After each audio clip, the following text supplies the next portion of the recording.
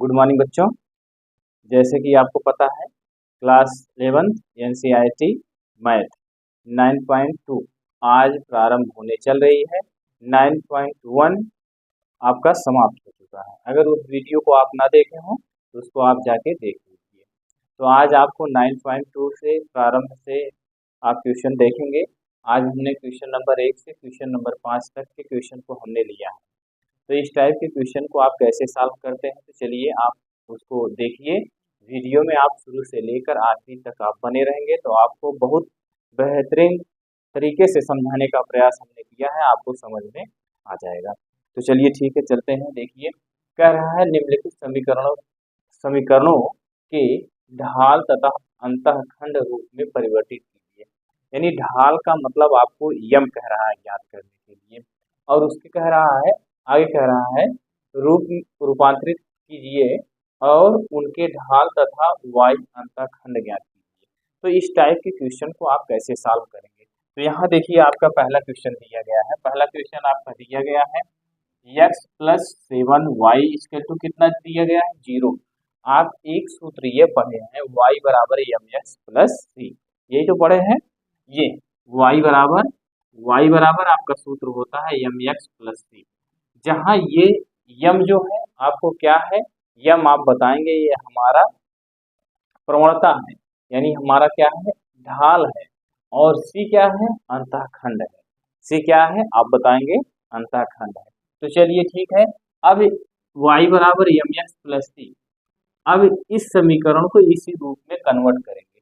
कैसे कन्वर्ट करेंगे? यहाँ देखिए आपका y है, तो यहाँ हम क्या करेंगे, यहाँ हम लिख देते हैं, लिखेंगे 7y = इस यक्स को हम उधर भेजेंगे तो माइनस यक्स हो जाएगा, यही तो होगा।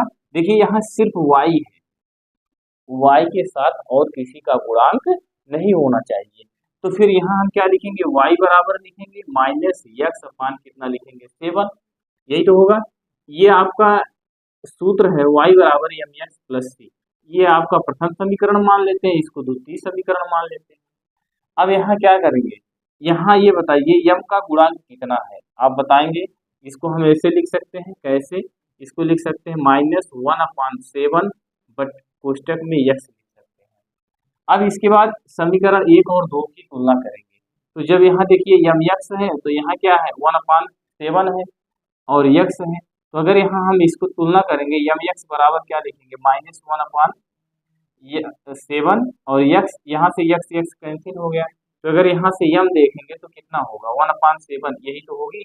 जो ढाल आपको कह रहा है ढाल ज्ञात करिए, वो ढाल आपको प्राप्त हो गया 1/7, -1/7 आपको ढाल प्राप्त हो गया। फिर क्वेश्चन में कहा आप जो है अंतःखंड ज्ञात करिए। अंतःखंड को किससे व्यक्त करते हैं, आप बताएंगे सी से व्यक्त करते हैं।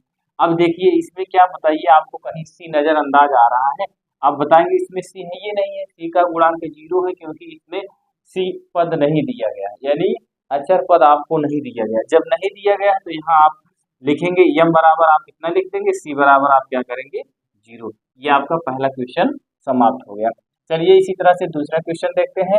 दूसरे क्वेश्चन में आपको दे रहा है, दूसरे क्वेश्चन में आपसे क्या कह रहा है, 6x कह रहा है + 3y - 5 = 0। ये आपका क्या है, आप बताएंगे ये हमारा एक समीकरण है। अब इस समीकरण में हमको प्रवणता ज्ञात करनी है, यानी हमको यम ज्ञात करना है, और उसके बाद हमको क्या ज्ञात करना है, अंतःखंड सी ज्ञात करना है। तो ऐसी स्थिति में हम क्या करेंगे, इसको आप लिखेंगे y = mx + c, ये आपका सूत्र है समीकरण, इसको हम फर्स्ट बना देते हैं।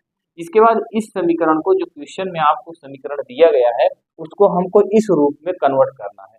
जब इस रूप में कन्वर्ट करना है तो यहाँ क्या लिखेंगे, पहले लिखेंगे आप 3y = क्या लिखेंगे, 5 को हम 0 के उधर भेजेंगे, यानी बाई साइड से हम दाई साइड की तरफ ट्रांसफर कर रहे हैं। तो यहाँ माइनस है, उधर जाएगा क्या हो जाएगा, आप बताएंगे प्लस हो जाएगा। यहाँ क्या लिखेंगे, ये इधर आएगा -6x होगा, प्लस कितना होगा, 5 होगा। यहाँ तक सारी चीजें समझ में आ गई होंगी। यहाँ लिखेंगे y बराबर लिखेंगे माइनस कितना लिखेंगे, 6x बटे कितना लिखेंगे, 3 + 5 कितना लिखेंगे, 3। यानी हमने क्या किया, इस 3 को भेज दिया इसके नीचे और इसको भेज दिया इसके यहाँ। अब यहाँ देखिए y बराबर क्या लिखेंगे, y बराबर लिखेंगे, इसको काट दीजिए, जब काटेंगे कितना हो जाएगा, -2x प्लस कितना हो जाएगा 5/3। ये समीकरण सेकंड हो गया। अब देखिए लिखेंगे समीकरण 1 2 की तुलना करने पर, जब समीकरण 1 2 की तुलना करेंगे लिखेंगे समीकरण 1 और 2 की तुलना करने पर देखिए यहाँ यम यक्स है तो लिखेंगे यम यक्स बराबर क्या लिखेंगे -2x लिखेंगे। अब यहाँ से ये यक्स यक्स कैंसिल हो गया, यम बराबर कितना हो गया -2 हो गया। यहाँ देखिए सी है तो सी बराबर क्या लिखेंगे, इस समीकरण में सी बराबर क्या होगा 5/3 हो गया। ये आपका कौन सा सवाल हो गया आप बताएंगे, ये हमारा हो गया दूसरा, पहले का दूसरा क्वेश्चन हो गया। अब इसी तरह से देखिए यहाँ क्या दिया गया y बराबर 0 दिया गया है, यानी तीसरा क्वेश्चन दे रहा है y बराबर क्या दे रहा है 0। अब ये बताइए जब y बराबर 0 दे रहा है तो इसमें आप क्या लिखेंगे, किसकी तुलना करेंगे। आप इसमें देख रहे हैं प्रवणता भी 0 है और अंतःखंड C भी 0 है। तो यहाँ देखिए इसको समीकरण आप 1 बना दीजिए या 2 बना दीजिए, अब वो आपके ऊपर निर्भर करता है। यहाँ y बराबर क्या लिखेंगे mx + 3 लिखेंगे, इसको हम अब यहाँ दूसरा समीकरण बना देते हैं। अब यहाँ से तुलना कर लीजिए, ये y है ये y है, यहाँ mx है, यहाँ mx की वैल्यू कितनी है आप बताएंगे 0 है, तो लिखेंगे mx, यहाँ आप x लिख सकते हैं, गुणा करेंगे वह 0 ही होगा। तो यहाँ आप क्या लिखेंगे m बराबर 0 लिखेंगे, c बराबर 0 लिखेंगे, यानी दोनों वैल्यू आपकी क्या है 0 है। आप ऐसी स्थिति में आप बताएंगे m का मान भी और उसके बाद c का मान भी, दोनों के मान आपके क्या है 0 है।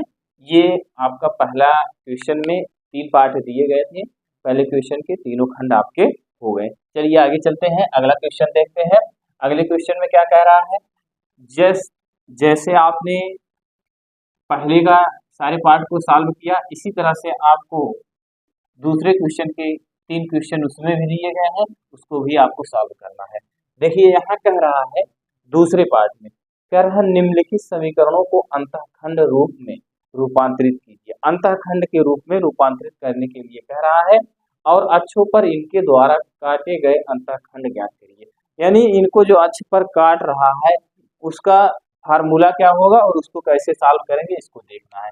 चलिए ठीक है, अंतःखंड का फार्मूला क्या होता है, अगर हम आपसे अंतःखंड का फार्मूला आपका ये होता है, जैसे x/a दे दिया प्लस y/b दे दिया = 1 दे दिया। अगर x अक्ष पे अंतःखंड पूछते हैं हम यहाँ से, ये आपका एक समीकरण है, इस समीकरण में आपको अगर x अक्ष का पूछता है या y अक्ष का पूछता है तो आप क्या बताएंगे।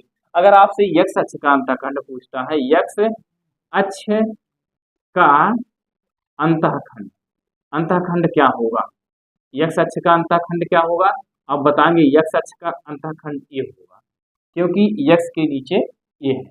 अगर y अक्ष का पूछता है अंतःखंड तो आप बताएंगे b। यही है अंतःखंड, इसमें आपको बताना है। यहाँ तक आपको सारी चीजें समझ में आई होंगी। चलिए दूसरे का पहला क्वेश्चन देखते हैं। दूसरे के पहले क्वेश्चन में 3x + 2y = कितना दे रहा है, यहाँ दिया गया -12 = कितना दे रहा है 0। यही है। अब जो आपको समीकरण दिया गया है, यानी ये जो समीकरण आपको दिया गया है इसको आपको इस रूप में कन्वर्ट करना है, x/a + y/b = 1 के रूप में कन्वर्ट करना है।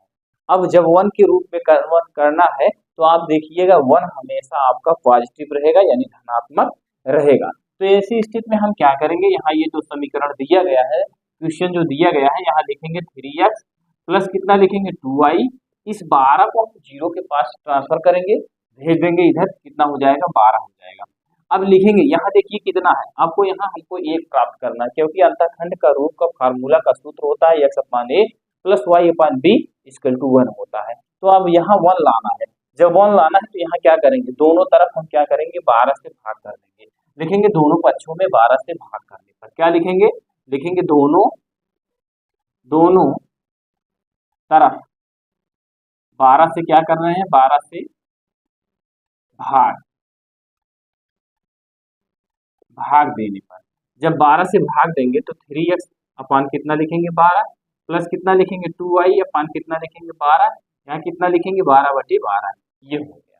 अब यहाँ से क्या करेंगे, ये कैंसिल हो गया, 3 × 1 = 3, 3 × 4 = 12, x अपान कितना हो जाएगा आप बताएंगे 4 होगा, प्लस 2 × 2 = 2, 6 = 12, y अपान कितना हो जाएगा 6 = क्या हो गया 1। अगर आपसे हम ये पूछते हैं क्या इस समीकरण के रूप में ये समीकरण हुआ, आप बताएंगे हाँ हुआ। कैसे पता चला हुआ, देखिए यहाँ 1 था, यहाँ भी हमको एक प्राप्त हो गया। नीचे क्या है, ऊपर क्या है, उससे हमको कुछ नहीं देखना है। यहाँ देखिए x है तो यहाँ भी x है, यहाँ y है तो यहाँ भी y है, और नीचे ये आपका कौन सा पद है, आप बताएंगे अचर पद है। तो ये की वैल्यू आपकी क्या है 4, b की वैल्यू कितनी है 6 है। ये आपके क्वेश्चन में है। अब इसमें आपको क्या करना है, अब आपसे इसमें पूछ रहा है अंतःखंड बताइए। अब देखिए x अक्ष का अंतःखंड क्या होगा, यहाँ लिखेंगे x अक्ष का अंतःखंड। अंतःखंड x अक्ष का क्या होगा, आप बताएंगे 4 होगा, क्योंकि a की वैल्यू कितनी है। इस समीकरण से अगर तुलना करेंगे तो a बराबर 4 प्राप्त होगा, और इससे तुलना करेंगे b बराबर कितना प्राप्त होगा 6 प्राप्त होगा। यानी कहने का तात्पर्य यह है, जो x के नीचे होगा वह x का अंतःखंड होगा, जो y के नीचे होगा वह y का अंतःखंड होगा। तो अब यहाँ तो x का अंतःखंड आपने लिख दिया। अब y अक्ष का अंतःखंड, y अक्ष का अंतःखंड क्या लिखेंगे आप, y अक्ष का अंतःखंड आप 6 लिखेंगे। बस यही आपका आंसर हो गया। अब इसी तरह से आप ये भी क्वेश्चन सॉल्व करेंगे। ये क्वेश्चन में आपको क्या कह रहा है, दे रहा है 4x minus 3y equal to कितना दिया है 6। अब दोनों पक्षों में आप क्या करेंगे, यहाँ आप दोनों पक्षों में 12 से भाग किए थे, यहाँ लास्ट में 6 है, 6 से भाग कर दीजिए। यहाँ कितना लिखेंगे 4x बटे 6 लिखेंगे, माइनस 3y बटे 6 लिखेंगे, 6 बटा 6 लिखेंगे। आप लिखेंगे दोनों पक्षों में 6 से भाग करने पर, जैसे यहाँ 12 से भाग किए थे वैसे यहाँ हम 6 से भाग कर रहे हैं। अब देखिए इसको हम काटेंगे, कितना हो जाएगा, 2 दूना 4 होगा, 2 तिहाई 6 होगा, 3 एक के 3, 3 दूना 6 होगा। यहाँ ऊपर कितना बचा 2x बटा 3 बचा, माइनस y बटे कितना बचा आप बताएंगे 2। यहाँ कितना हो जाएगा आप बताएंगे, यहाँ ये हो जाएगा। अब अगर यहाँ से हम पूछते हैं x का अंतःखंड क्या है, तो x का अंतःखंड आप क्या बताएंगे। अब देखिए यहाँ 2 है, अब इस 2 को देखिए, यहाँ समीकरण x upon a plus y upon b होता है, लेकिन इस 2 को यहाँ से हटाना है।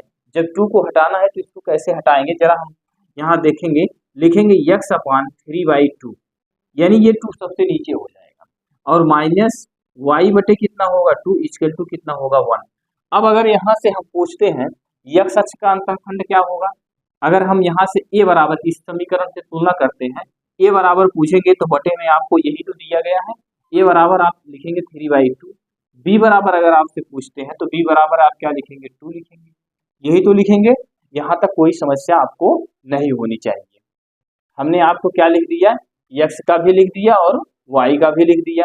अब यहाँ से चलिए x अक्ष का अंतःखंड लिखेंगे, x अक्ष का अंतःखंड क्या लिखेंगे, लिखेंगे 3/2, और y अक्ष का अंतःखंड क्या लिखेंगे, y अक्ष का अंतःखंड 2 लिखेंगे, लिखेंगे y अक्ष का अंतःखंड क्या लिखेंगे आप 2 लिखेंगे। बस ये क्वेश्चन आपका सॉल्व हो गया। अब इसी तरह से आप कौन सा क्वेश्चन देखेंगे, तीसरा क्वेश्चन देखेंगे, दूसरे का तीसरा देखेंगे। ये कौन सा था, दूसरे का दूसरा था, ये दूसरे का पहले था, और दूसरे का तीसरा आप यहाँ देख लीजिए। क्या दिया गया है आपको, दिया गया है 3y प्लस 2 इक्वल टू कितना दिया गया 0, यही तो दिया गया है। अब इसका अंतःखंड कैसे निकालेंगे, अब ये बताइए जिसका अंतःखंड नहीं दिया गया है, यहाँ 0x plus 3y equal to -2 कर सकते हैं कि नहीं, आप बताएंगे ऐसा हम कर सकते हैं, हो जाएगा ना, आप बताएंगे होगा। जब ऐसा हो सकता है तो आप यहाँ क्या लिखेंगे, 0 से -2 से दोनों तरफ भाग कर दीजिए, क्योंकि यहाँ आपको +1 प्राप्त होना चाहिए। देखिए ये है तो यहाँ माइनस है तो -2 से भाग करेंगे, तो यहाँ क्या लिखेंगे 0x बटा -2 प्लस कितना लिखेंगे 3y बटे -2 इक्वल टू -2 बटा -2। ये माइनस माइनस कैंसिल हुआ, ये कैंसिल हो गया। यहाँ बताइए ये क्या होगा, यहाँ आपका x बटा -2 ऐसे लिखेंगे, 0 लिखे रहिए साथ में, ये माइनस में हो जाएगा, ये ऋण में है ये धन में है तो ऋण में हो गया। y बटा इस 3 को हम 2/3 लिख देंगे, और यहाँ इक्वल टू कितना करेंगे 1। अब अगर आपका x का गुणांक पूछते हैं, अब यहाँ x का गुणांक क्या होगा, ये आप जान रहे हैं 0 है, इसका x का गुणांक आप क्या लिखेंगे, ये आप इसको ऐसे लिखेंगे, कितना लिखेंगे -2/0 लिखेंगे ये, यानी इसमें x का गुणांक आप क्या लिखेंगे 0, और y का गुणांक क्या लिखेंगे 2/3 -2/3 हो गया। ये आपके गुणांक हो गए x का। यक्स का गुणांक इसमें कुछ है ये नहीं, इसको आप चाहे मानिए यहाँ तक या मत मानिए, इसको छोड़ दीजिए यहाँ से, ये इसको आप ऐसे कर दीजिए। इसको आप जब ऐसे करेंगे, यक्स का छोड़ दीजिए चाहे उसको ले लीजिए, जब यक्स का गुणांक है ये नहीं है तो उसको 0 मान लीजिए, नहीं तो छोड़ दीजिए। यहाँ 3y + 2 = 0, 3y बराबर -2 हो गया, -2 से दोनों पक्षों में भाग कर दिया। जब 2 से भाग किया तो यहाँ आप जानते हैं क्या हो जाएगा, ये माइनस में हो जाएगा, तो इसकी वैल्यू कितनी आ गई, -2/3 हो गई। तो ये आपका कौन सा क्वेश्चन था, ये क्वेश्चन नंबर 2 का 3 क्वेश्चन थे, तीनों क्वेश्चन आपके सॉल्व हो गए। चलिए अब आते हैं तीसरे क्वेश्चन की बात करते हैं। तीसरे क्वेश्चन में आपसे क्या कह रहा है, तीसरा क्वेश्चन जरा लगाने का प्रयास करिएगा। तीसरे क्वेश्चन में आपसे क्या कह रहा है, जरा उसको पढ़िए।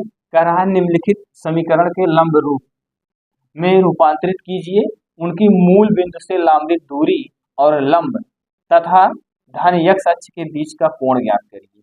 ये आपको ज्ञात करने के लिए कह रहा है, तो इसको आप कैसे ज्ञात करेंगे, ये आपका क्वेश्चन नंबर 3 है। क्वेश्चन नंबर 3 को आप कैसे सॉल्व करेंगे, इसको जरा आप एक बार कोशिश करिए, लगाने का प्रयास करिए क्वेश्चन नंबर 3 को। देखिए क्वेश्चन नंबर जब 3 को सॉल्व करेंगे तो क्वेश्चन नंबर 3 में आपसे कुछ करना है नहीं, जो समीकरण दिया गया है उसका एक फार्मूला है, पहले आप उस फार्मूले को लिख लीजिए। फार्मूला क्या है आपका, जैसे यहाँ कितना दिया गया, पहले मैं इस समीकरण को लिख दे रहा हूँ। समीकरण आपका दे रहा है x - √3y और उसके बाद +8 = कितना है 0, ये है। अब यही है आपका, अब एक इसका एक सूत्र होता है x cos theta + y sin theta = क्या होता है p। अब ये जो p होता है ये आपका p हमेशा पॉजिटिव होता है, नेगेटिव कभी नहीं होता। यहाँ तक बातें समझ में आपको आ गई होगी। अब देखिए यहाँ x का गुणांक क्या है, यहाँ cos थीटा लिखा गया है और यहाँ क्या लिखा गया है, y sin थीटा लिखा गया है। अब इसके साथ ये जो x दिए गए हैं, x और y दिए गए हैं, ये आपके किस पद में रहेंगे आप बताएंगे, ये आपके जो है अचर पद में रहेंगे। तो जब अचर पद में रहेंगे तो आप यहाँ क्या करेंगे, आप इसको ऐसे करेंगे, जैसे यहाँ देखिए x का गुणांक यहाँ क्या है 1 है, इसका गुणांक क्या है, y का गुणांक 3, यही है ना। अब इसमें से ये पद आप ले लेंगे, अब इसी पद को लेकर आप रूट में करके आप इसको भाग करेंगे। नई बात समझ में आई, जैसे देखिए यहाँ क्या लिखेंगे, a² + b², ये रूट में हो गया, रूट में हो गया। अब a का गुणांक किसके साथ, a का मतलब इसके साथ किसका गुणा है, अब बताएंगे 1 का, और y के साथ किसका गुणा है, √3 का, वो b की वैल्यू होगी। बस यही इतना करना है, इतना करने के बाद जो आएगा इसमें आप भाग कर देंगे। अब चलिए ठीक है, यहाँ पहले आप इस सूत्र को देखते रहिए और इसके बाद मैं आगे आपको बता रहा हूँ। हमने कहा है आपका ये x cos theta + y sin theta = p, ये आपका फार्मूला होता है। ये p आपका हमेशा धनात्मक में रहेगा, कभी भी ये ऋणात्मक में नहीं रहेगा। ये आपका समीकरण दिया गया है। अब इस समीकरण को हम कैसे सॉल्व करेंगे, सॉल्व करने का इसका क्या तरीका है उसको आप देखेंगे। जैसे यहाँ क्या दिया गया है, लिखा है x - √3y प्लस कितना लिखा 8 = 0, यही। अब इसमें आप क्या करेंगे, यहाँ से a की वैल्यू पूछेंगे तो आप क्या बताएंगे, 1 बताएंगे, b की वैल्यू पूछेंगे तो √3 बताएंगे। हमने बताया आपसे क्या कि इसका आप रूट निकालेंगे, रूट क्या निकालेंगे, a का वर्ग प्लस b का वर्ग। a का वर्ग का मतलब आप क्या लिखेंगे, 1 लिखेंगे, प्लस रूट में क्या लिखेंगे, 3 का वर्ग, b की वैल्यू 3 है, b की वैल्यू √3 है, तो यहाँ 1 लिखेंगे प्लस √3 का वर्ग है, तो इसका वर्ग करेंगे कितना हो जाएगा, आप बताएंगे 3 होगा। ये आपका कितना आ गया, आप बताएंगे रूट में 4 आ गया, 4 का वर्गमूल कितना होता है, आप बताएंगे 2 होता है। यहाँ तक आपको सारी चीजें समझ में आ गई होंगी।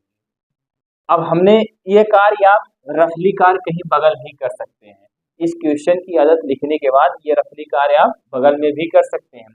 अब देखिए हमने ये कहा कि हमेशा पॉजिटिव रहेगा, तो आपका देखिए यही समीकरण है, x - √3y = कितना है, ये +8 है, इसको उधर भेजेंगे तो -8 हो जाएगा।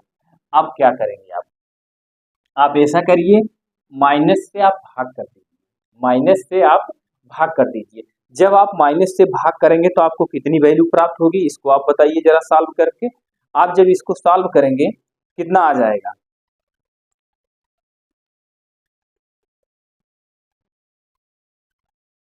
आपने कितना सॉल्व किया, चलिए हमने कहा माइनस से भाग कर दीजिए, माइनस से भाग करें तो माइनस एक्स होगा, प्लस में √3y होगा, इक्वल टू क्या होगा, +8 होगा।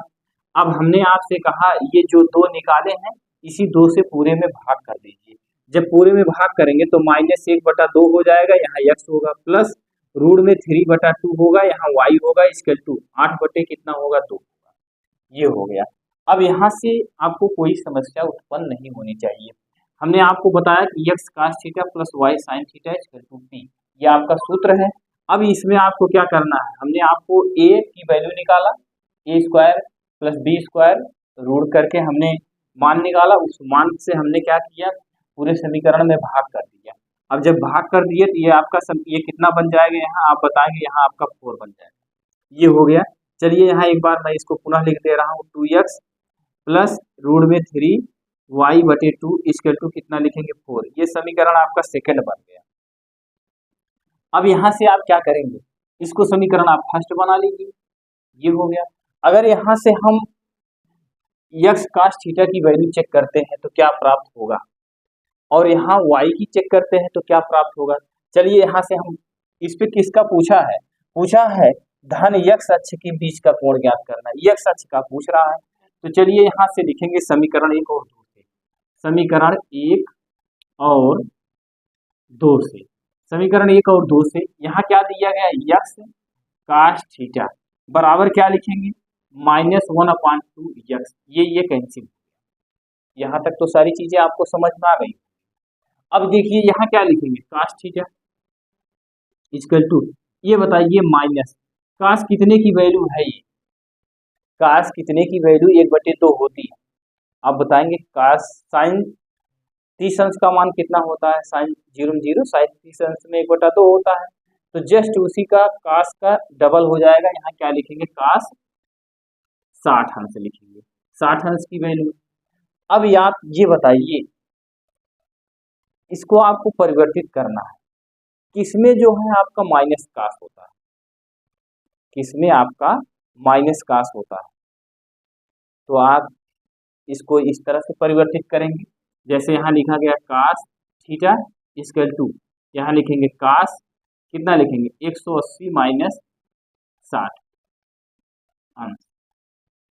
अब ये आपको हमको बताना है cos 180 minus theta, cos 180 minus theta कितना होगा। तो आप जानते हैं cos 180 माइनस थीटा ये किस चतुर्थांश में है, द्वितीय चतुर्थांश में है। और आप ये भी जानते हैं 180 अंश चेंज नहीं होता है, जब चेंज नहीं होता तो cos का cos रहेगा, लेकिन निशान क्या होगा, दूसरे चतुर्थांश में क्या प्लस में होते हैं, साइन और कोसेक होते हैं, लेकिन ये तो cos है। जब इसका परिवर्तन करेंगे तो माइनस cos 60 अंश होगा कि नहीं होगा, आप बताएंगे होगा। cos 180 माइनस थीटा लिखेंगे तो लिखेंगे माइनस cos थीटा, तो यहाँ लिखा गया cos 180 माइनस 60 अंश, तो इसका परिवर्तन हो जाएगा माइनस cos। अब देखिए यहाँ से आप क्या करेंगे, यहाँ से ये cos है, ये cos है, ये cos है, हट गया, काटेंगे नहीं, ये हट जाता है। यहाँ थीटा बराबर कितना लिखेंगे, 180 अंश माइनस कितना लिखेंगे, 60 अंश। तो थीटा बराबर आपको कितना प्राप्त हो गया, 0, यहाँ 2 और यहाँ 120 अंश। यानी cos थीटा की वैल्यू कितनी आ गई, आप बताएंगे हमको cos थीटा की वैल्यू कितनी प्राप्त हो गई, आप बताएंगे हमको प्राप्त हो गई 120 अंश। यही मान आपको ज्ञात करने के लिए कह रहा है। x अक्ष पे थीटा की वैल्यू आप क्या निकाल लिए, x अक्ष पे आप थीटा की वैल्यू आपने निकाला, यही तो था, आपने निकाला 120 अंश। अब यहाँ से देखिएगा, आप ये जो समीकरण लिखे हैं थीटा के स्थान पे आप 120 अंश, यहाँ 120 अंश, और p की वैल्यू आप क्या लिखेंगे, p की वैल्यू आप 4 लिखेंगे, इसकी p की वैल्यू आप 4 लिखेंगे। चलिए थीटा बराबर आपने इतना निकाल लिया, तो p बराबर आपका कितना होगा, p बराबर यहाँ 4 दिया गया, आप 4 लिख दीजिए, बस ये हो गया। अगर और कुछ लिखना चाहते हैं तो आप यहाँ x cos 120 अंश लिख दीजिए, प्लस y sin कितना लिखेंगे, 120 अंश इक्वल टू p की वैल्यू आपने कितना प्राप्त किया, 4। ये आपका ऐसे, और नहीं तो आप यहीं पे छोड़ दीजिए, थीटा की वैल्यू ये हो गई, p की वैल्यू ये हो गई, x अक्ष के बीच का कोण कह रहा था, x अक्ष के बीच का कोण आपको प्राप्त हो गया, सारी चीजें आप ज्ञात कर ली है। चलिए आगे देखते हैं अगला क्वेश्चन। अगले क्वेश्चन में क्या कह रहा है, इसी तरह से आप ये भी सॉल्व करेंगे, दूसरा क्वेश्चन भी ऐसे आप सॉल्व करेंगे। तो चलिए दूसरे क्वेश्चन को भी ऐसे सॉल्व करते हैं। दूसरे क्वेश्चन में आपसे क्या कह रहा हूँ, जिस तरह से आपने तीसरे का पहला क्वेश्चन सॉल्व किया उसी तरह से तीसरे का दूसरा भी सॉल्व करेंगे। क्या दे रहा है आपका, दे रहा है y-2 इक्वल टू 0 दे रहा है, यही दे रहा है। अब इसमें आप क्या करेंगे, कुछ नहीं करना है, ध्यान से अगर आप देखेंगे तो समझ जाएंगे। y बराबर क्या लिखेंगे, 2 लिखेंगे, यही तो है। अगर यहाँ से हम पूछते हैं x का गुणांक क्या है, आप लिखेंगे 0, यही तो होगा। 0x plus Y equal to 2 कर देते हैं। आपको हमने क्या कहा है, ये हमेशा पॉजिटिव होना चाहिए, तो ये आपका पॉजिटिव है कि नहीं है, पहले आप इसको बताइए। आप देखेंगे इसको, कहेंगे हाँ ये पॉजिटिव आपका है। जब पॉजिटिव है तो इसमें आप क्या करेंगे, तो चलिए कुछ नहीं करना है, आपको देखना है सिर्फ यहाँ किससे भाग करेंगे। आप जानते हैं, हमने आप कहा रफली कार कर लीजिए, ए स्क्वायर प्लस बी स्क्वायर, इसी से भाग करना है। यहाँ ए की वैल्यू कितनी है, 0 है, बी की वैल्यू कितना है, वाई का गुणांक 1 है, तो यहाँ क्या लिखेंगे, 0 प्लस 1 लिखेंगे, वर्क करेंगे तो 1 ही तो आएगा। आप क्या करेंगे, इसमें पूरे पद में किससे भाग करेंगे, आप 1 से भाग करेंगे। जब 1 से भाग करेंगे तो क्या करेंगे, 0x/1 प्लस वाई बटा 1 इक्वल टू 2/1, इतना होगा कि नहीं होगा। 1 से आपको भाग करना है, पूरे में डिवाइड करना है। अब यहाँ से आप क्या करेंगे, आप ये बताइए, अब यहाँ से आप क्या करेंगे। अब तो यहाँ से आपका जान ही रहे हैं, ये आपका 0 हो जाएगा और प्लस y/1 इक्वल टू कितना होगा, 2। अब यहाँ से आपको पूछ रहा है x cos theta plus y sin theta equal to क्या होता है, p। ये समीकरण आप मान लीजिए फर्स्ट, इसको मान लीजिए सेकंड, ये सेकंड हो गया। अगर हम तुलना करेंगे x cos थीटा का, x cos थीटा का तुलना करेंगे तो कितना प्राप्त होगा, 0x प्राप्त होगा कि नहीं होगा। ये x कैंसिल हुआ, cos थीटा बराबर कितना होगा, 0। अगर यहाँ से हम कहते हैं cos थीटा बराबर, ये किसकी वैल्यू 0, आप बताएंगे cos 90 अंश की वैल्यू क्या होती है, 0। यहाँ थीटा बराबर आप क्या लिखेंगे, 90 अंश। बस यही आपका सॉल्व हो गया, कुछ नहीं करना था। अब देखिए थीटा की वैल्यू पूछा था, थीटा की वैल्यू हमने कितना प्राप्त कर लिया, 90। यहाँ कितना है, पी, पी की वैल्यू यहाँ कितनी है, पी की वैल्यू आपने देखा यहाँ कितना दिया गया, 2, पी की वैल्यू 2 है तो 2 लिख दीजिए, कोई दिक्कत नहीं होनी चाहिए। अब यहाँ x cos 90 अंश लिखेंगे, y 90 अंश लिखेंगे, इक्वल टू p कर देंगे। आप ऐसे भी लिख सकते हैं, थीटा की वैल्यू p की वैल्यू, आपको दोनों की वैल्यू पता हो गई। तो चलिए ठीक है, अब आगे चलते हैं, अगला क्वेश्चन देखते हैं। अगला क्वेश्चन देख लीजिए, यहाँ आपने p की वैल्यू कितना निकाला, p बराबर ये p है, इससे जब तुलना करेंगे 2 निकलेगा। अब यहाँ से देख लीजिए इसको एक बार, x minus y equal to 4 दिया है, ये दिया है। अब बताइए इसमें कितने से भाग करेंगे, कितने से भाग करेंगे। यहाँ अगर एक है, एक है, यानी x का गुणांक एक, y का गुणांक एक, तो आप जानते हैं a square plus b square यही होता है, 1 प्लस 1 कितना लिखेंगे, रूट में 2। अब रूट 2 से दोनों पक्षों में भाग कर दीजिए। तो चलिए ठीक है, आप जानिए कितने से भाग करेंगे, आप जानते हैं रूट 2 से भाग करेंगे, तो यहाँ कितना लिखेंगे, 1/√2 x minus 1/√2 y equal to क्या लिखेंगे, 4/√2। इसका आप परमेयीकरण कर दीजिए, परमेयीकरण करेंगे √2 ऊपर होगा, √2 नीचे होगा, तो यहाँ लिखेंगे 1/√2 माइनस 1/√2 y इक्वल टू, इसका इसमें गुणा करेंगे तो आप जानते हैं 2 हो जाएगा, 2 दूना 4 होगा, करके देख लीजिएगा। ये समीकरण आप फर्स्ट बना लीजिए, ये हो गया। अब यहाँ आप क्या लिखेंगे, cos x cos theta plus y sin theta equal to आप क्या लिखेंगे, p, यही होता है। इसको आप समीकरण कितना बनाएंगे, 2 बनाएंगे। अब इसको तुलना कर लीजिए, cos थीटा बराबर आपको यहाँ से क्या प्राप्त होगा, आप बताएंगे हमको रूट में 2 प्राप्त होगा। यह सच का पूछ रहा है इसीलिए हमने इसका कर दिया। अब यहाँ क्या आप लिखेंगे, cos थीटा बराबर, ये बताइए कितने की वैल्यू है, cos कितने की वैल्यू है, cos कितने की वैल्यू, रूट में 1/√2 होता है। आप बताएंगे cos 45 अंश का मान, यहाँ कितना लिखेंगे, 45 अंश हो गया। यहाँ से ये कैंसिल हो गया, थीटा बराबर कितना आ गया, 45 अंश, थीटा की वैल्यू 45 अंश हो गई। अब आपको ये बताना है कि ये किस चतुर्थांश में आपका प्लस होता है, काश किस चतुर्थांश में आपका प्लस होता है, इसको आप बताएंगे। ये थीटा की वैल्यू आपने कितना प्राप्त कर लिया, आपने इतना प्राप्त कर लिया। अब यहाँ से काश ए भी है, काश ए भी है, तो आप इसमें और क्या करेंगे, इसको आप जरा एक बार हमको बताइए। चलिए हम बता रहे हैं आपको, यहाँ क्या लिखेंगे, काश कितना लिखा गया है, ये आपने काश थीटा बराबर इतना आपने प्राप्त किया, कितना प्राप्त किया, 1/√2। 1/√2 को आप कैसे लिख सकते हैं, यहाँ से आप काटिए मत, इसको आपने 45 लिख दिया। चलिए यहाँ ऐसे रहने दीजिए, ये यहाँ लिखेंगे क्या, काश थीटा बराबर क्या लिखेंगे, काश 45।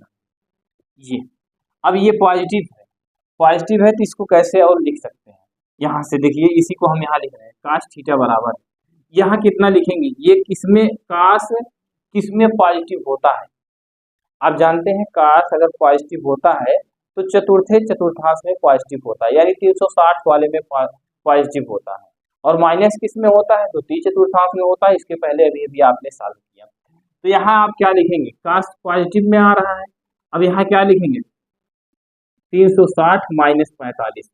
अगर काश 360 माइनस थीटा देंगे तो क्या होगा, काश 45 होगा कि नहीं होगा, आप बताएंगे, होगा, हो जाएगा ना। अब यहाँ से क्या करेंगे, अब देखिए इसको आप इसमें से घटा दीजिए, यहाँ से ये थीटा हट गया, काश हट गया, इसको घटाएंगे कितना आ जाएगा, अगर काश 360 माइनस 45 करते हैं तो काश 45 होगा कि नहीं होगा, क्योंकि ये चतुर्थांश में है, और काश 360 अंश परिवर्तित नहीं होता है, और काश परिवर्तित नहीं होता, ये धनात्मक होता है। तो आपने देखिए यहाँ से काश कैंसिल हो गया, थीटा बराबर आप इसको घटा दीजिए, घटाएंगे 5 में से 5 के 5, और यहाँ बचा कितना 5, यहाँ आपका ये हो गया, कितना आ गया 315। थीटा की वैल्यू आपको कितनी आ गई, 315 अंश, थीटा की वैल्यू आपने 315 अंश निकाला, और पी की वैल्यू आपने कितना निकाला, 2√2, पी की वैल्यू आपने 2√2 निकाला, ये देखिए यही, इस तरह से आप क्वेश्चन को सॉल्व करेंगे। आप अगर ये चतुर्थांश नहीं समझ पा रहे हैं, चतुर्थांश की हमने एक वीडियो बना के अपलोड आज 2 महीना पहले कर दिए थे, उसको आप देख लीजिए किस तरह से ये परिवर्तित होता है, सारी चीजें हमने उसमें डिटेल से आपको बताया है। तो चलिए ठीक है, अब आगे चलते हैं, अगला क्वेश्चन देखते हैं। ये तीसरे का पहला, दूसरा, तीसरा, यानी तीनों क्वेश्चन आपके हो गए। चलिए अब चौथे क्वेश्चन में चलते हैं।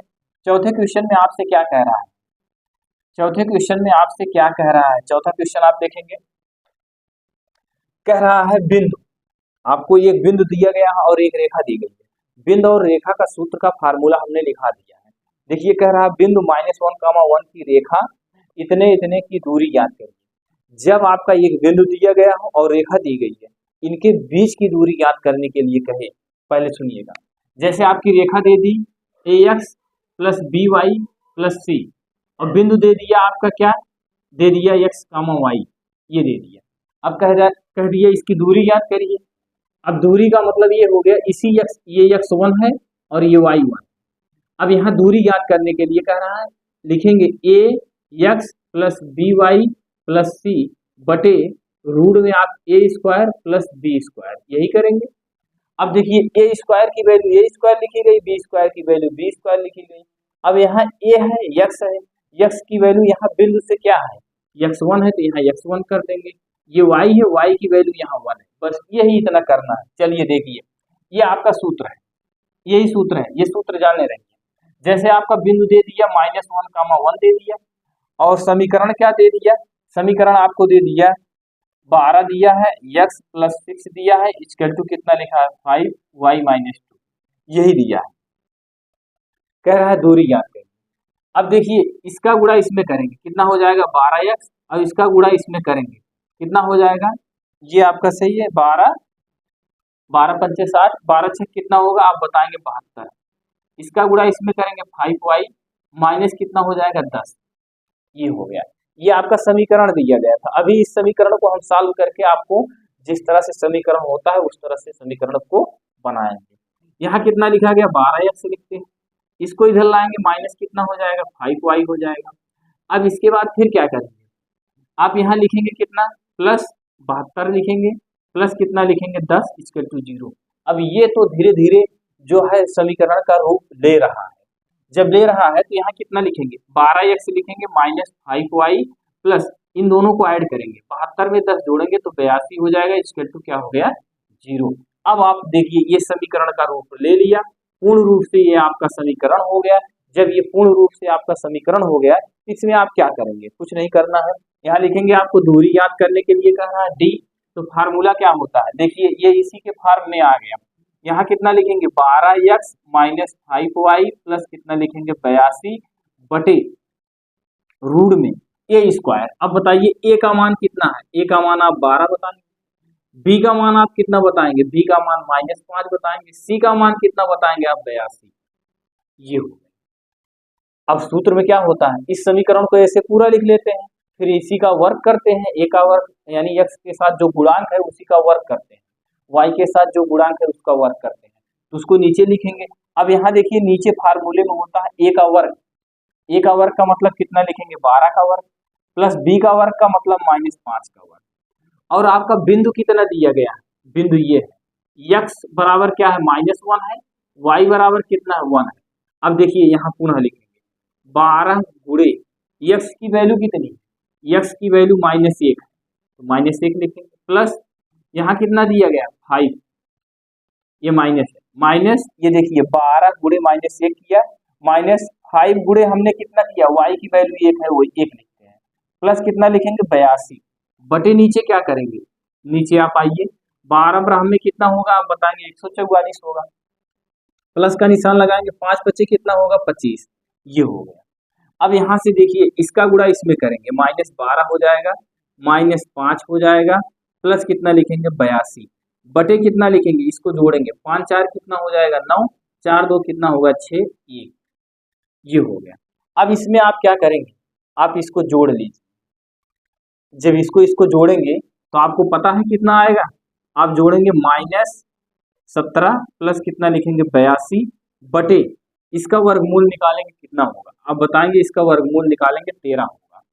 अब आप 82 में से 17 को घटा दीजिए, जब 17 को घटाएंगे ये बना 12, 12 में से 7 को घटाना है, 7 3 10 2 12 यानी 5 आ जाएगा। अब इसके बाद ये कितना है, ये बना आपका 7, 7 में से 1 गए कितना आ जाएगा, अब बताएंगे 6, नीचे कितना हो गया 13, 13 के 13 13 बचे 65, इकाई 5 इकाई आपका आ गया, ये आंसर हो गया। आंसर कितना आ गया आपका 5, यानी इसका डिस्टेंस पूछा था दूरी, आप कितना प्राप्त कर लिए 5। पुनः समझेंगे, जब एक बिंदु दिया गया है, रेखा दी गई, देखिए ये रेखा थी और ये बिंदु था, इसका सूत्र होता है ax plus by plus c अपान रूट में a square plus b square, यही होता है। तो हमने पहले ये देखिए बिंदु दिया गया था, ये आपका समीकरण था, इस समीकरण को हमने पूर्ण रूप से एक समीकरण बनाया, 12x माइनस 5y प्लस 82, इसको हमने सॉल्व करके इतना बनाया। यहाँ से हमने a की वैल्यू 12 प्राप्त किया, b की वैल्यू माइनस प्राप्त किया 5, c की वैल्यू हमने कितना प्राप्त किया 82 प्राप्त किया। अब इसके बाद आपको क्या करना है, सूत्र आपका क्या होता है, आप जानते हैं सूत्र आपका ये होता है ax plus by plus c बटे a square plus b square. तो देखिए इस पार्ट को हमने पहले ऊपर पूरा ऐसे लिख लिया, फिर नीचे a square plus b square होता है, a का मान 12 है, b का मान -5 है, इसको लिख लिया हमने। इसके बाद यहाँ 12 गुणे x की वैल्यू -1 है और उसके बाद फिर -5 है, y की वैल्यू 1 है, 1 रखा गया, उसके बाद 82 को यहाँ लिखा गया, 12 ब्रह्म में 144, 5 बचे 25, और इसके बाद इस क्वेश्चन को हमने सॉल्व किया। अब इसके बाद आपका आंसर कितना हो गया 5 इकाई प्राप्त हो गया। अब चलते हैं अगला क्वेश्चन देखते हैं, अगले क्वेश्चन में क्या कह रहा है, पांचवें क्वेश्चन में कह रहा है, पांचवा क्वेश्चन कह रहा है x अक्ष की बात कर रहा है। पुनः जब x अक्ष की बात कर रहा है तो चलिए x अक्ष में क्या कह रहा है x अक्ष पर बिंदुओं को ज्ञात कीजिए जिनकी रेखा x/3 प्लस y/4 = 1 से दूरियां 4 इकाई, x अक्ष से पूछ रहा है। अब इसको कैसे सॉल्व करेंगे, चलिए पहले समीकरण को लिखते हैं, x अपान कितना है 3 प्लस y अपान कितना है 4 इक्वल टू कितना है आपका 1। अब इसमें आपको कह रहा है x अक्ष से आप क्या ज्ञात करेंगे, दूरी ज्ञात करेंगे। तो दूरी का फार्मूला का सूत्र क्या होता है, पहले आप इसको समीकरण के रूप में कन्वर्ट करिए। समीकरण के रूप में कैसे कन्वर्ट करेंगे, इसका लासा लेंगे, लासा कितना होगा आप बताएंगे, 12 होगा। तो 12 में 3 से भाग करेंगे तो 4 आ जाएगा। यहाँ कितना लिखेंगे, 4x प्लस कितना लिखेंगे, 3y इक्वल टू कितना लिखेंगे, 1, 1 के नीचे 1 मान लीजिए। इसका गुणा इसमें कर लीजिए, इसका गुणा इसमें कर लीजिए, यही तो है ना। आगे चलिए, अब यहाँ से देखिए, इसका गुणा इसमें करेंगे कितना लिखेंगे, 4x plus 3y equal to कितना करेंगे, 12। यहाँ तक सारी चीजें आपको कंप्लीट हो गई होंगी, यहाँ तक कोई दिक्कत नहीं होना चाहिए। अब चलिए, यहाँ तक तो आपको समझ में आ गया। अब इसकी दूरी ज्ञात करने के लिए कह रहा है, लेकिन आपको तो चौथे सवाल में तो बिंदु दे दिया था और समीकरण आपने इस तरह से बनाया था, सॉल्व कर लिया। लेकिन इसमें तो कह रहा है x अक्ष पर बिंदु को ज्ञात कीजिए जो इतना इतना x अक्ष कह रहा है। जब x अक्ष की बात करता है तो y वाला अक्ष 0 हो जाता है, और जब y अक्ष की बात करेगा तो x वाला 0 हो जाएगा। तो चलिए यहाँ देखिए, यहाँ लिखेंगे x अक्ष कह रहा है तो यहाँ लिखेंगे x अक्ष के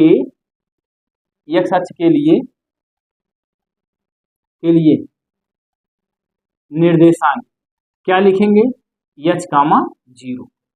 क्या लिखेंगे, h, 0। अगर y अक्ष का कहा होता तो यहाँ आप 0 लिखते, यहाँ आप के लिख दीजिए या h लिख दीजिए, वो आपके ऊपर निर्भर करता है। जिसका पूछेगा उसका उस अक्ष का निर्देशांक लिखा जाएगा। जैसे यहाँ y पूछा होता तो 0, के लिखते, और x अक्ष पूछ रहा है तो h, 0 लिखते, यानी y वाला पार्ट 0 कर देंगे। अब ये बताइए, अभी एक समीकरण हो गया, एक बिंदु हो गया, हुआ कि नहीं हुआ, अब बताएंगे हुआ। अब इसके बीच की दूरी, जो दूरी है, डिस्टेंस जो दिया गया 4 इकाई दिया गया, 4 इकाई। इतनी चीजें आपको अब प्राप्त हो गई, समीकरण प्राप्त हो गया, बिंदु प्राप्त हो गया, दूरी प्राप्त हो गई। अब दूरी का फार्मूला क्या होता है, आप जानते हैं दूरी का फार्मूला, d बराबर क्या होता है, यही समीकरण लिखते हैं ना। तो चलिए इसको लिखेंगे, क्या लिखेंगे, 4x प्लस 3y माइनस कितना लिखेंगे, 12। बटे में क्या करेंगे, बटे में आप जानते हैं लिखेंगे 4 का वर्ग प्लस कितना लिखेंगे, 3 का वर्ग, ये हो गया। अब इसको माड में आप लिख दीजिए, यहाँ तक कोई दिक्कत नहीं होनी चाहिए, चाहे माड में लिखिए चाहे वैसे लिखिए, कोई दिक्कत है नहीं। मापांक में लिखने से ये होता है, एक बार वैल्यू प्लस में हो गई, एक बार माइनस में हो गई। तो चलिए डिस्टेंस कितना दिया गया, दूरी कितनी दी गई है, 4, यहाँ लिखेंगे 4 गुणे x का मान कितना है, x की वैल्यू आपकी कितनी है, आपने x का निर्देशांक x अक्ष की बात किया था, यहाँ कह रहा है x अक्ष पर बिंदु को ज्ञात करिए, तो x अक्ष पर बिंदु h, 0 हमने ले लिया। यहाँ लिख लीजिए माना x अक्ष के लिए निर्देशांक h, 0 है। तो यहाँ देखिए x की वैल्यू क्या है, h प्लस 3 गुणे y की वैल्यू कितनी है, आप बताएंगे। यहाँ से y की वैल्यू 0 है, -12 लिखते हैं। नीचे आप कितना लिखेंगे, 4 चौक 16 होगा, 3 त्रिक का 9 होगा। यहाँ तक सारी चीजें आपको समझ में आ रही, ये हो गया। अब इसके बाद फिर क्या लिखेंगे, 4 को ऐसे लिखते चलिए, यहाँ कितना लिखेंगे, 4h, 3 का गुणा 0 में करेंगे तो 3 का गुणा 0 में करेंगे 0 होगा, और यहाँ कितना दिया गया, -12 दिया गया है, बटे 16 9 25 होगा, 16 9 जोड़ेंगे तो 25 होगा, 25 का वर्गमूल कितना होगा, 5, आप बताएंगे। ये हो गया, यहाँ तक सारी चीजें आपको समझ में आ गई। अब इसके बाद फिर क्या करेंगे, आप इसके नीचे 1 मान लीजिए, इसका गुणा इसमें कर दीजिए, इसका गुणा इसमें कर दीजिए। जब इसका गुणा इसमें करेंगे तो क्या लिखेंगे, 4h माइनस कितना लिखेंगे, 12 इक्वल टू, इसका गुणा इसमें करेंगे तो 4 पंचे कितना होगा, अब बताएंगे 20 होगा। 5 का गुणा 4 में करेंगे तो 4 पंचे 20 होगा। यहाँ कितना लिखेंगे, 4h इक्वल टू 20, 12 को इधर लाएंगे प्लस 12 हो जाएगा। यहाँ लिखेंगे 4h इक्वल टू कितना हो जाएगा, ये जोड़ लीजिए, 2 हो गया, और ये कितना हो गया, 3। h बराबर आपको कितना आ जाएगा, लिखेंगे 32 बटा कितना लिखेंगे, 4। h बराबर कितना हो जाएगा, आप लिखेंगे 8 चौक 32। h की वैल्यू कितनी आ गई, आप बताएंगे 8 आ गई। अब तो आपने एक बार इसको प्लस के लिए निकाला, ऋण के लिए आप इसी तरह से निकालेंगे। जब ये माड का निशान हटाएंगे, एक बार प्लस का ले लिया, एक बार ऋण का लेंगे। जब ऋण के लिए निकालेंगे तो इसकी वैल्यू h बराबर कितनी आएगी, आप सॉल्व करिएगा, जो सॉल्व करने पर आएगा वही आपका उत्तर हो गया। यानी x अक्ष यही तो होता है, यही तो होता है। आपने इधर का निकाल लिया, h, 0 लिखा, तो यहाँ कितना लिखेंगे, 8, 0 लिखेंगे। अब इधर माइनस का भी निकालेंगे, माइनस का जब निकालेंगे तो यहाँ ये मापांक हटाएंगे तो हमने प्लस का निशान एक बार लिया, अब एक बार आप माइनस का सॉल्व करिएगा। आप जब माइनस का सॉल्व करेंगे तो -2 आएगा, यानी यहाँ -2, 0 आपका यही आंसर होगा, आप उसको निकालिएगा। कहीं भी कोई भी समस्या हो इस टाइप के क्वेश्चन को सॉल्व करने के लिए तो आप जो है कमेंट करिएगा। और हमने आज 9.2 के 1 से लेकर 5 तक के क्वेश्चन को लिया, इसके आगे अब अगली वीडियो में लेंगे। अब इस क्वेश्चन में कहीं भी कोई समस्या हो तो उसको कमेंट करिएगा। एक बार चैनल को लाइक शेयर सब्सक्राइब जरूर करिए। धन्यवाद।